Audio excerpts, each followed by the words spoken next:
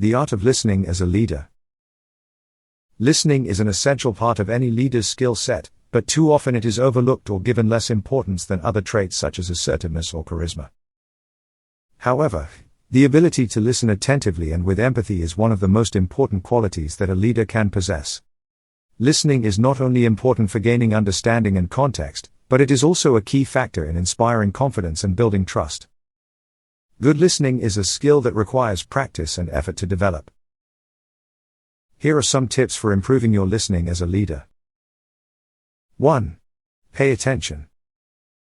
Make sure you are actively listening to what is being said and not just hearing the words. Pay attention to body language, tone of voice, and other non-verbal cues that provide additional insights. 2. Ask questions. Asking questions shows that you are engaged and interested in what is being said. It also helps to ensure that you understand the speaker's point of view. 3. Don't interrupt. Let the speaker finish what they are saying without interruption. This shows respect and consideration, and gives them a chance to fully communicate their thoughts.